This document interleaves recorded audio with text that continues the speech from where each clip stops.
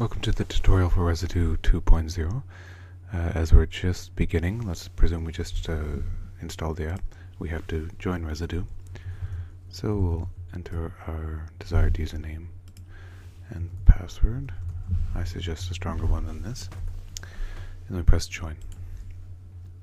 And apparently it was successful.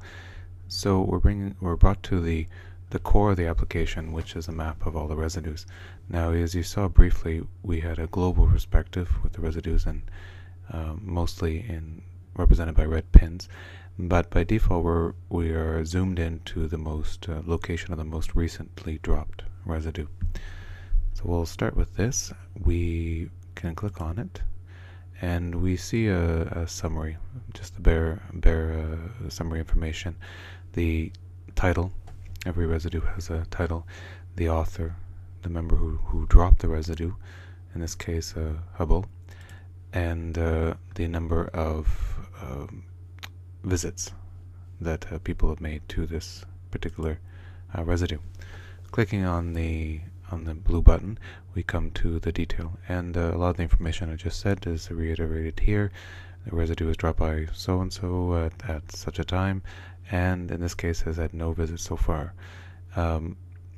Reminding that the premise of residue is that they're virtual nodes left in actual places, and that these nodes can only be read if you are close enough to read them within a few meters. So in this case we're too far away to visit, and so it says here if we were closer we could leave a comment, kind of like signing a guest book, but as we can't visit, as we're too far away to do this, it won't allow it. And as we said above, there's no visits to this particular residue yet, probably because it's so new. It's the most recent one, but it does tell us that the person who dropped the residue did leave some comments there, so might entice you to go. There are no photos and no voice memos attached to this residue. And we'll go back. Now, this is, like I said, this by default it shows us the most recent residue, recently dropped residue. We can also zoom out to global, and you can see them all there, and you can zoom in using the standard technique for zooming.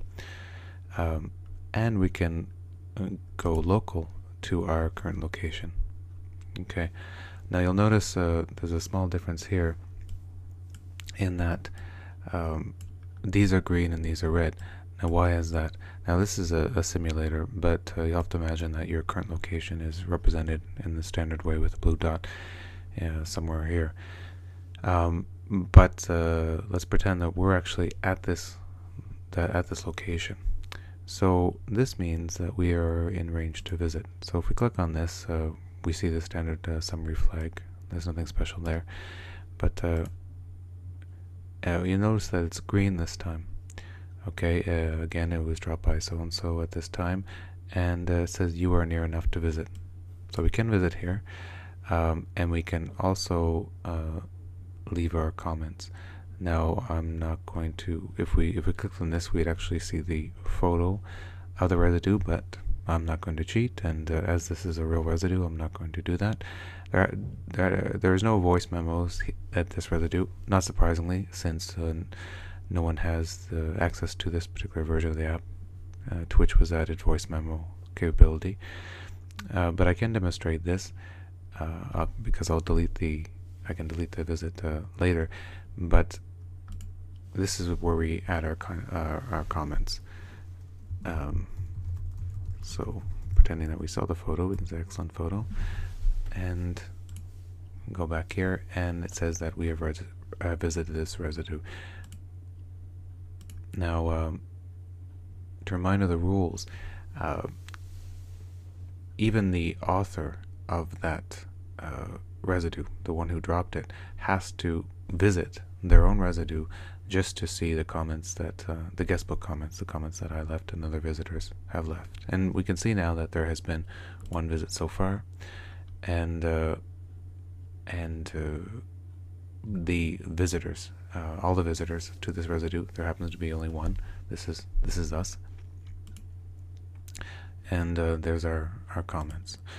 So again, anyone who visits this can look at the complete guest book. Okay. Now here, these of course we're too far away, but we can still look at the summary information. In fact, we can't leave comments. We're not close enough, but we actually can see a summary of who visited. Okay, so maybe just to entice us to visit the same residue. But if we click here, we can see that who visited and no comments were left by this visitor. Now, if there were comments left, we couldn't see them again because we're just not close enough. Now, this is the map view, but there is an alternative. We can look at a list. In this case, we see all the residues, and you'll notice that some are blue and some are green. This you'll find used throughout the application. Blue is, you have to think of the sea, it's kind of distant, and green is the land, meaning that it's within range to be visited. Now, if we click on any of these, we'll be brought to that place in the world, the actual location. So click on one then, and then we're brought to that location. Of course, we can just, with the map, we can control it as we do, as with all maps in this device. We can, by default, it's sorted by date, meaning the most recently dropped one. This is January 27th, right down to the very first one. Then we can sort by owner, the owner's name, the person who dropped it, that is, and then we can see, in terms as a way to gauge one aspect of popularity is to see how many visits there have been. See the visits 2. We can also say the number of photos if that interests us. This one has 3 photos. Okay. Now, not all of them have photos. The only obligatory information for a residue is the title. And finally, we can sort to see who's nearest to us. We haven't, as you've seen on the map, we faked our location, and we can see now that, not surprisingly, the green the green ones are up top, meaning we can visit them. So it's a quick way to find out. Well, the map shows you in a better way what's nearest to you, but this is still useful. Now, if we're interested in a particular user, we can search on them, and we can see all of the residues left by that particular person, in case we become a fan, for instance.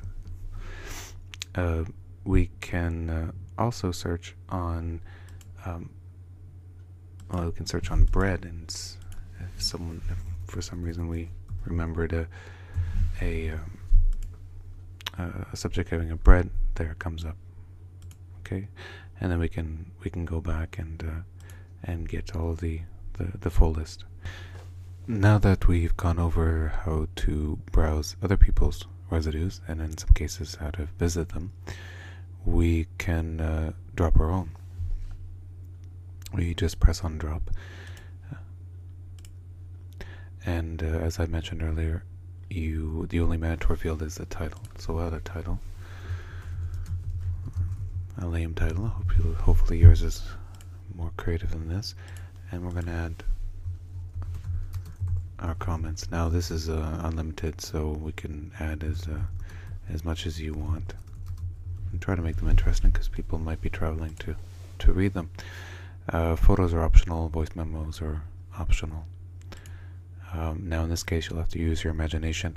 This is a simulator. There's no camera, so I actually am cheating by choosing some photos from my collection. You will not be able to do it, and in this case you notice that there's a maximum of 2 photos.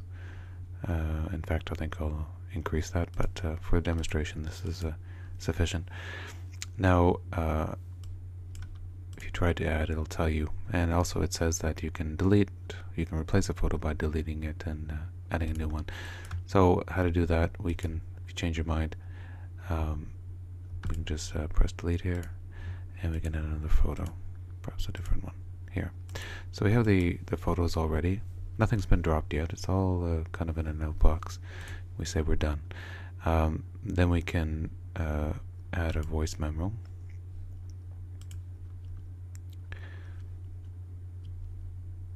Okay, as it says now, we are actually recording, and we have a maximum of 30 seconds in this case, or we can stop earlier. We can press this to play back the recording, and if you don't like it, you can simply delete it. And actually you can probably hear in the background the voice. Okay. So we can add another recording. And actually there is currently a maximum only one voice memo. But again, just similar to photos, we can delete it and replace it. Now that we have the title, we can probably do a little quick check through. We have a couple photos, we have a nice voice memo, and we're ready to drop. So we just press the drop button here. Mind you, depending on your connection, chances are you're not going to have Wi-Fi out in the wilds, so it'll use 3G. So that's for that reason it might take a little bit, but we'll try here. Okay, and it's successfully created. And you'll notice something new. We have a purple pin. The purple pin indicates that it is indeed ours. We can click on it, and actually it shows another reason, another advantage to the list is that if there's a heavy concentration of residues in one particular place, it's hard to get the one, even if you zoom in. So if we click on the list, we can we have the latest residue, so it appears on top. It's green, and as you know by now, that means that it can be visited. It's owned by us, and we have 2 photos and 1 audio.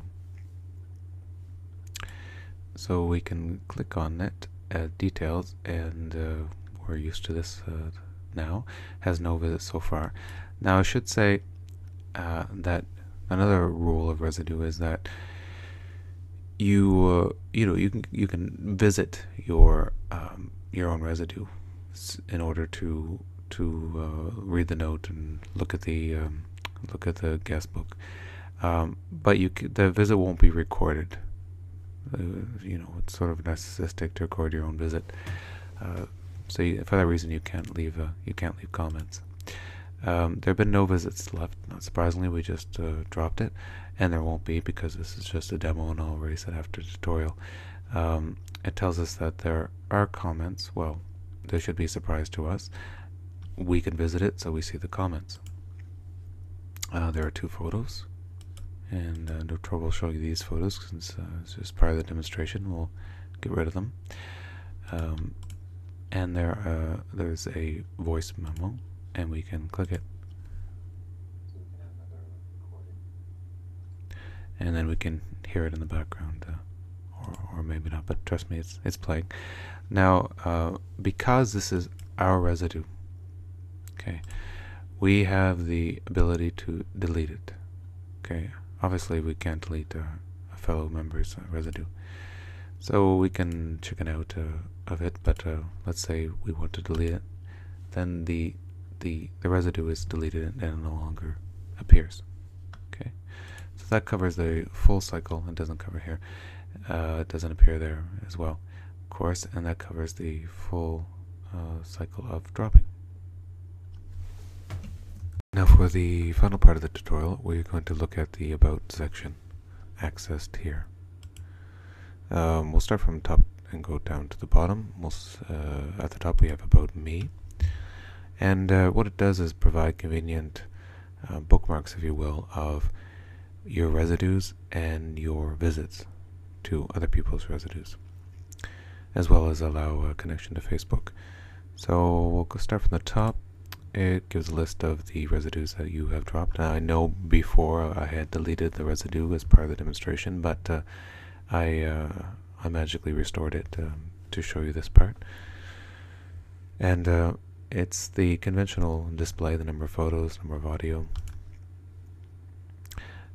We see the same details as before. It's exactly the same. Just again, it's just a matter of convenient bookmarks. Similar to this one, it gives a list of all the visited residues, and same display, although in this case it shows when we visited.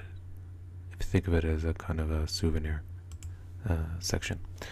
Finally, we can connect to the Facebook application, and you'll see the benefits of this shortly. So I'll just enter in my Facebook. This is just a test account, so no need to get excited.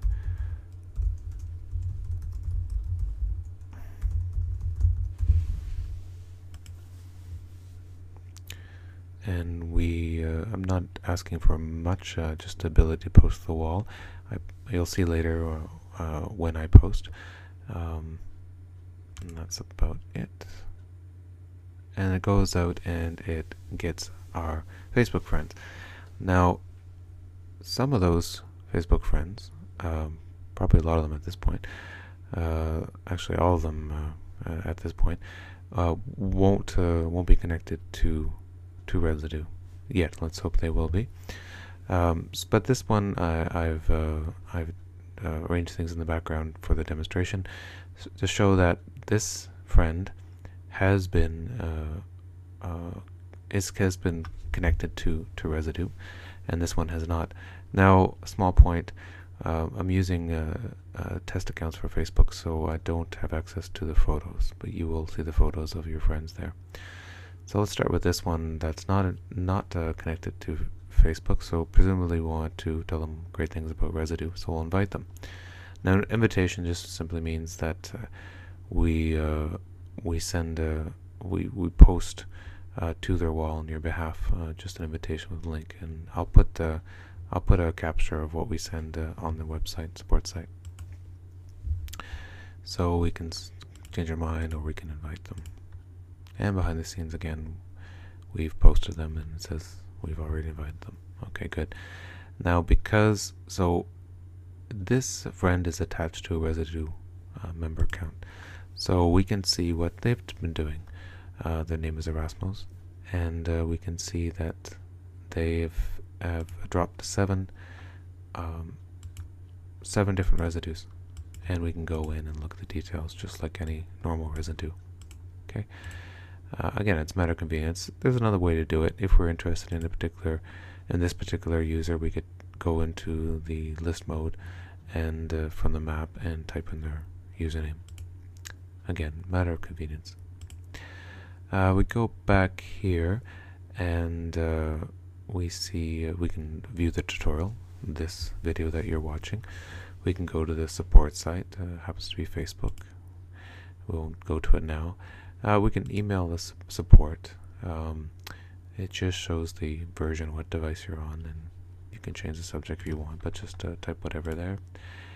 And then this will bring you to the review section on the iTunes store within your device, just so you can leave a glowing review of this app.